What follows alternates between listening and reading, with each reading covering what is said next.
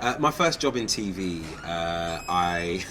I've spoken about it a few times actually because it's like one of my fondest memories. I was 8 years old, and it was on the sitcom on Channel 4 called Desmond's, which also had a really squeaky door, ironically. And it was brilliant because I was instantly sort of inspired to have a career in television because I was surrounded by people who were doing what they loved and were having an incredible time while they were at it. So yeah, there was nothing better than sort of finding my feet in a world where everybody was having the best time ever. The minute that I was on set for the first time, I knew that being involved in television was something that I would do for a long time, but I wasn't sure what role I would play because I was fascinated by not only the people on camera but also those behind it. I loved talking to the sound guys, and I was absolutely obsessed with the director and his role and the responsibility that he had over so many people. So that might, be part of the reason why I write and direct now, because from the very beginning I understood that it wasn't just about the people on camera. The people behind camera were just as important, if not more. Writing particularly is something I've done for a long time, kind of secretively, because there is this weird sort of stigma attached to being someone on camera who suddenly wants to create and want to run their own shows or be showrunners or be writers and directors themselves. And I kind of didn't like the pressure that came with that. So I would write and redraft and, create screenplays and just not show anyone. So by the time I got to like my 6th or 7th screenplay and sort of spec pilot, I said to my manager, I've been writing these things, do you want to have a little look at this? And thankfully their response was, that isn't dreadful. I love being in front of camera, and there is definitely so much that comes with it that I think is fantastic, but there's also a lot that comes with being in front of camera that I don't necessarily like, and I'm quite a private person, and unfortunately there's so many, there's a lot of small print that comes with being front and center. So I don't know, being a creative but not necessarily having to give away so much of yourself is really an attractive prospect to me. And having been in front of camera for 2 going on 3 decades now, 26 years is a long time, I'm definitely being increasingly drawn to creating, devising, writing and directing.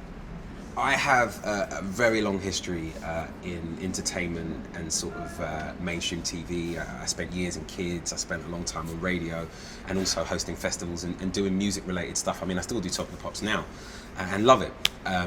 So the shift into factual programming was one that I didn't see coming, and it kind of happened quite organically. A lot of people, I'm sure most of the people here at BAFTA are aware of Danny Cohen, incredible executive at the time. When I met him, he was running BBC Three, and he sort of twisted my arm into making documentaries, and he was adamant that I should be making factual programming, and I was adamant that I was the wrong person because there's no one like me, or at the time there was no one like me on TV presenting docs, and he was so sure that was exactly the reason for me to give myself in a really authentic and real way to subject matter that is challenging and difficult, and essentially give people that not only are like me a voice, but also present a new perspective on subjects that we've seen and heard a million times, but always presented and delivered in the same way.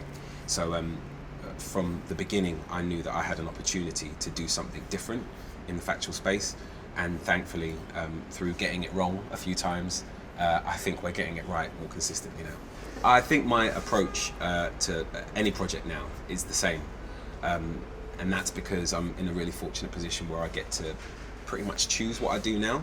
So everything that I commit to, regardless of the lane that it sits in, I'm passionate about. So if it is something I'm writing or something I'm going to front, be that factual or entertainment, or I'm definitely going to be passionate about the subject matter.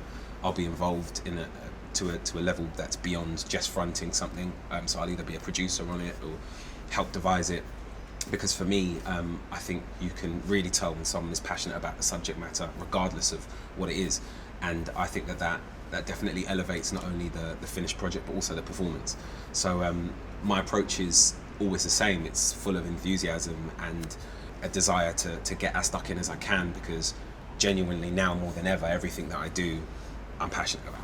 I don't really see myself as someone who sort of decides that I'm going to do this and then try it. Everything that has happened in my career that would be seen as being in a different lane or as a different role has happened organically. I will hopefully be able to continue to be driven by my passion and be driven by what I'm interested in, and whatever shape that takes, I'm open to it. I've been taking photos for a long time, and I recently did an exhibition for Amnesty International, and that wasn't because I said this year I'm going to be a photographer. That was because they saw my work and they liked it, and something organically came from that, and weirdly sort of fit into what I'm doing in the factual space. So for me, it's about things being as organic as possible, regardless of the lane. I feel really strongly about social media and the internet in particular, because people continuously talk about how it will change and how it will affect things, when I think the reality is the change has already happened. I think if you're of a certain age, YouTube is the same as the BBC, is the same as Netflix, is the same as HBO. People of a certain age are watching everything on the same size screen, and more often than not, that isn't the screen in their lounge, that's their laptop or their phone. So for me, it will always be about the quality of the content, not the length or the platform. It's about how good it is. So I think the change and the shift has already happened, particularly in the eyes of my younger sisters and my 16-year-old brother. He'll watch a YouTuber that we've never heard of, but the kid has millions of followers and people watch his videos in the millions on a daily basis. And that person will be just as impressive as someone fronting a primetime show on BBC One. So the shift has already happened. I just think people like myself who are 30 plus are catching up to what's already changed in the eyes of that next generations of licence payers and parents. If ever there was a piece of advice I'd give, it's a really simple one, and that is to follow your passion.